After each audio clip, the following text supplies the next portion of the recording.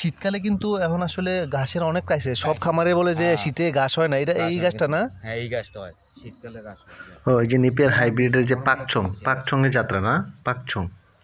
আচ্ছা মনির ভাইয়ের এই যে আমি দেখতে পাচ্ছি, আমরা দেখানোর চেষ্টা করছি এই গাছটা উনি শীতকালেও বলতেছেন ভালো প্রোডাকশন হচ্ছে, যে মাশাআল্লাহ এখানে এই যে একটা বড় হয়ে গেছে দেন আবার তলিদ আবার ডিম দিতেছে, এই যে তলিদ আবার ডিম দিতেছে। আচ্ছা আচ্ছা, মানে মানে কন্টিনিউ আস্তে আস্তে আস্তে আজকে আবার দেন কত বড় হয়ে গেছে।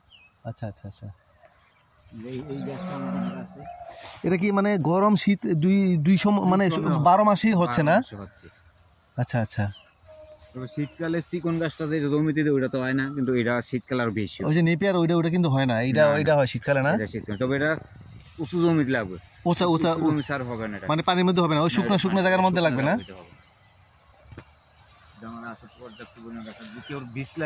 আচ্ছা আচ্ছা আচ্ছা আচ্ছা আচ্ছা আচ্ছা আচ্ছা, ঠিক আছে। সুপ্রিয় খামারি ভাই বোনেরা, মনির ভাই নিজেই উইলিংই বলছে যদি বীজ লাগে কারো অবশ্যই আপনারা যোগাযোগ করবেন।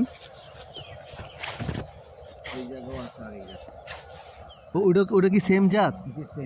হ্যাঁ আচ্ছা আচ্ছা, মোটামুটি আসলে মেইন তো হলো গরুর হচ্ছে ঘাস, তাই না?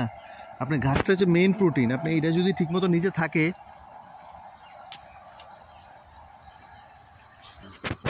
20-25 দিন আগে কাটছেন না এটা?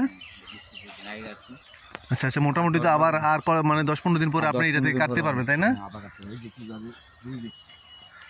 হ্যাঁ, মানে একটা বড় যেতেছে নিচে থেকে আবার এটা ছাড়তে আসছে। সুপ্রিয় খামারি ভাই বোনেরা দেখতে পাচ্ছেন, উনি এই যে গাছটা কেউ লাগলে ওনার কাছ থেকে আপনি কাটিং নিতে পারবেন। আর এটা শীতকালে হয়, অনেকে বলেন যে শীতকালে আমাদের কাছে ঘাস হচ্ছে না, উনি দেখতে মানে সরাসরি আমার একদম জমিনের পাশে নিয়ে আসছে, যে দেখেন আমি এই গাছটা চাষ করতেছি, মানে 12 মাসেই ঘাসটা কিন্তু হচ্ছে। আপনার গরুর ওইদিকে আসছে? আচ্ছা আচ্ছা আচ্ছা, মানে উনি মোটামুটি 3-4টা প্রজেক্ট করে আছে শুধু ঘাসের উপরে, কারণ ঘাসটাই হচ্ছে মেইন। যারা এই পাকচং ঘাসের কাটিং নিতে চান, আমি উপরে নাম্বারটা দিয়ে রেখেছি। আসলে এই পাকচং যে হাইব্রিড নেপিয়ার ঘাসটা, এটা অনেক সবুজ এবং পাতা অনেক মসৃণ। আর এটা যে হচ্ছে এটা কিন্তু রসালো মিষ্টি টাইপের। এটা গরু বা বিভিন্ন পশু পাখি যেমন যে হাঁস মুরগি এবং তেলাপিয়া মাছের জন্য এটা কিন্তু কেটে খাওয়ানো যায় কুচি কুচি করে, এবং এটা অনেক 8 থেকে 10 ফিট লম্বা হয়। এটা 12 মাসে চাষ হয়, শীতকালেও ভালো হয়। আশেপাশে সকল খামারিরা দেখতে পাচ্ছি যে আসলে ওনারাও এইসব পাকচং যে ঘাসটা চাষ করেছেন, আসলে এটা জৈব সারের উপর অনেক ভালো ঘাস হয় প্রতি একরে, অনেক উন্নত জাতের ফলে এটা শুকনোতে বেশি হয়, এবং এটাতে আপনি সেচ এবং যদি জৈব সার পচা গোবর সার বেশি ব্যবহার করেন তাহলে আপনার ঘাসের মানও হবে অনেক ভালো।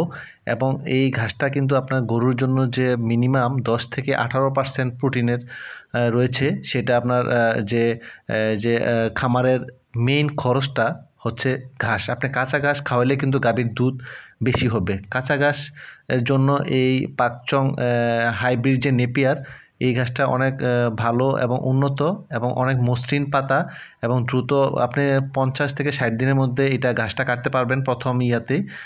তো এটাতে জৈব সার যদি ঠিকমতো গোবর সার এগুলো দিয়ে ঠিকমতো চাষ করেন, এবং যদি যারা কাটিং নেন এবং 30 থেকে 40 ডিগ্রি অ্যাঙ্গেলে যদি কাটিংটা লাগান, অবশ্যই ভালো গ্রোথ হবে। এবং তাদেরকে আমি পরামর্শ করব, একটা সতর্কতা হচ্ছে এটা ইউরিয়া সার দেওয়ার পরে 8 থেকে 10 দিন পরে গরুর জন্য কাটবেন, এবং যদি বৃষ্টি হয় বৃষ্টির একদিন পরে এটা কেটে একদিন রেখে দিবেন শুকিয়ে, তারপর খাওয়াতে হবে, কারণ এটাতে ইউরিয়া সার বা বৃষ্টি পরে নাইট্রোজেন সৃষ্টি হয়।